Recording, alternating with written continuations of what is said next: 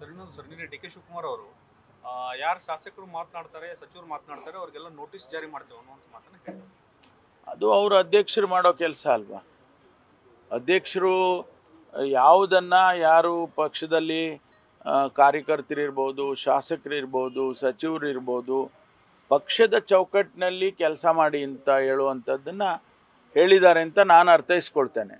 ಅದರಿಂದ ಅವರು ಯಾವುದನ್ನು ಅವ್ರ ದೃಷ್ಟಿಯಲ್ಲಿ ಅಥವಾ ಪಕ್ಷದ ದೃಷ್ಟಿಯಲ್ಲಿ ಸರಿ ಇಲ್ಲ ಅನ್ನೋದಿದ್ರೆ ಅದು ಮಾಡ್ತಾರೆ. ರಾಜನ್ ಅವರು ಹೇಳ್ತಾ ಇದ್ದಾರೆ ಪದೇ ಪದೇ ವಾರ್ನಿಂಗ್ ಮಾಡ್ತಿದ್ರು ಕೂಡ ಮಾತನ್ನ ಆಡೋದನ್ನ ಮುಂದುವರಿಸಿದಾರಲ್ಲ ಅಂತ. ಅವರು ಅಧ್ಯಕ್ಷರಿಗೆ ಬಿಟ್ಟಿದ್ದದು. ಅವರು ಅಧ್ಯಕ್ಷರು ಏನು ತೀರ್ಮಾನ ತಗೊಳ್ತಾರೋ ನಾವು ಎಲ್ಲ ಅನೇಕ ಸಂದರ್ಭದಲ್ಲಿ ಅಧ್ಯಕ್ಷರು ಏನು ಹೇಳ್ತಾರೋ ಅದನ್ನೇ ಕೇಳೋದಲ್ವಾ. AICC ಹೇಳಿದರೆ, ಅಧ್ಯಕ್ಷರು ಹೇಳಿದರೆ ಕೇಳ್ತೀವಿ. ಹೈಕಮಾಂಡು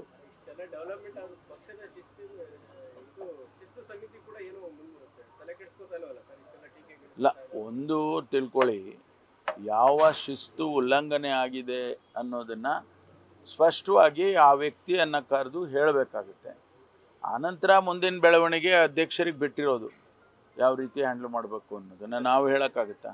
ನಿನ್ನೆ 3 ಕಾಯ್ದೆಗಳು ಜಾರಿಯಾಗಿದ್ದಾವೆ ಸರ್, ಅಪರಾಧ ಕಾಯ್ದೆಗಳು. ಅದರಲ್ಲೇನೋ ವಾಪಸ್ ತಗೋಬೇಕು ಅಂತ ಆಗ್ರಹ ಮಾಡೋಕ್ಕೆ ನಿರ್ಧಾರ ಮಾಡಿದ್ದಾರೆ. ಇಲ್ಲ, ಇದು ಒಂದು ರಾಜ್ಯಕ್ಕಷ್ಟೇ ಸಂಬಂಧಪಟ್ಟಿದ್ದಿದ್ರೆ ಅದನ್ನು ನಾವು ವಾಪಸ್ ತಗೊಳ್ಳಿ ಅಂತ ಹೇಳ್ಬೋದು. ಇಡೀ ದೇಶಕ್ಕೆ ಸಂಬಂಧಪಟ್ಟಿರ್ತಕ್ಕಂಥದ್ದು ಈಗ ಅವರು ಪ್ರಾರಂಭ ಮಾಡಿದ್ದಾರೆ, ನಿನ್ನೆಯಿಂದ ಶುರುವಾಗಿದೆ. ನಮ್ಮ ರಾಜ್ಯದಲ್ಲಿ ಸುಮಾರು 66 ಕೇಸು ನಿನ್ನೆ ಸಂಜೆ 10 ಗಂಟೆ ಒಳಗೆ ರಿಜಿಸ್ಟರ್ ಆಗಿದೆ ಹೊಸ ಕಾನೂನಡಿಯಲ್ಲಿ. ಬೆಂಗಳೂರು ಸಿಟಿಯಲ್ಲಿ ಕೂಡ 20-25 ಕೇಸ್ಗಳು ರಿಜಿಸ್ಟರ್ ಮಾಡಿದ್ದಾರೆ. ಮುಂದೆ ನೋಡೋಣ ಎಷ್ಟು ಲಕ್ಷಾಂತರ ಕೇಸಸ್ಗಳು ರಿಜಿಸ್ಟರ್ ಆಗ್ತಾ ಇರುತ್ತೆ. ಇನ್ಮೇಲೆ ಆ ಹೊಸ ಕಾನೂನಿನ ಅಡಿಯಲ್ಲಿ ಆಗಬೇಕು. ನಾವೆಲ್ಲ ನಮ್ಮ ಸಿಬ್ಬಂದಿಯವರಿಗೆಲ್ಲ ತಯಾರಿ ಕೊಟ್ಟಿದ್ದೇವೆ. ಅವರು ಕೂಡ ಕಲ್ತ್ಕೊಳ್ತಾರೆ. ಒಂದೆರಡು ತಿಂಗಳು ಬೇಕಾಗ್ತದೆ ಅದೆಲ್ಲ ಸರಿ ಮಾಡ್ಕೊಳ್ಳೋದಕ್ಕೆ.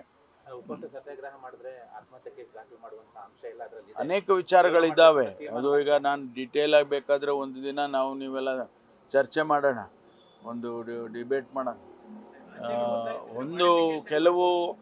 ಕೆಲವು ಉತ್ತಮವಾಗಿರ್ತಕ್ಕಂಥದ್ದು ಕೂಡ ಇದೆ, ಎಲ್ಲವನ್ನೂ ನಾವು ತೆಗೆದಾಕೋಕ್ಕಾಗೋದಿಲ್ಲ. ಹಿಂದೆ ಬ್ರಿಟಿಷ್ನವ್ರ ಕಾಲದಲ್ಲಿದ್ದಂಥ ಕಾನೂನುಗಳನ್ನು ಬದಲಾವಣೆ ಮಾಡಿ ಆಧುನಿಕ ಜಗತ್ತಿಗೆ ಏನು ಬೇಕು ಅನ್ನೋದನ್ನು ಸ್ವಲ್ಪ ಚಿಂತನೆ ಮಾಡಿದ್ದಾರೆ.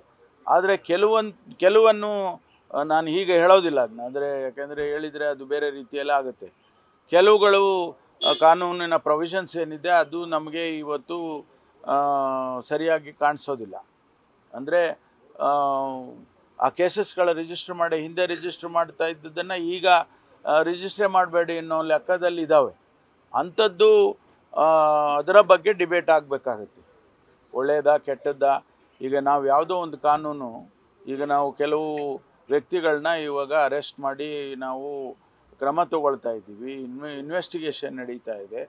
ಅದರಲ್ಲಿ ಅದನ್ನು ಬಿಟ್ಬಿಡಬೇಕು ಅಂಥೇಳಿ ಇದು ಬಂದಿದೆ ಈಗ ಹೊಸ ಕಾನೂನಿನಲ್ಲಿ. ರಿಟ್ರಾಸ್ಪೆಕ್ಟಿವ್ ಆಗಿ ಇದೇನಾಗೋದಿಲ್ಲ, ಹಿಂದೆ ರಿಜಿಸ್ಟ್ರಿ ಆಗಿರೋದು ಅದು ನಡ್ಕೊಂಡು ಹೋಗುತ್ತೆ.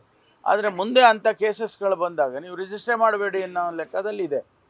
ಆದ್ದರಿಂದ ಅಂಥದ್ದೆಲ್ಲ ಚರ್ಚೆ ಮಾಡಬೇಕಾಗ್ತದೆ. ಅದನ್ನು ನಾವು ಚರ್ಚೆ ಮಾಡಿ ಕೇಂದ್ರ ಸರ್ಕಾರಕ್ಕೆ ತಿಳಿಸ್ಬೋದು, ಈ ರೀತಿ ಇದೆ, ಇದನ್ನು ಕರೆಕ್ಟ್ ಮಾಡ್ಕೊಳ್ಳಿ ಅಂತ. ಬಹುಶಃ ಅಂಥದ್ದು ಇಡೀ ದೇಶದಲ್ಲಿ ಬಂದಾಗ ಅವರು ಗಮನ ಹರಿಸ್ಬೇಕಾಗತ್ತೆ. ನ್ಯೂಸ್ ಫಸ್ಟ್, ನಿರ್ಭೀತಿಯಿಂದ ನಿಮ್ಮ ಪರವಾಗಿ.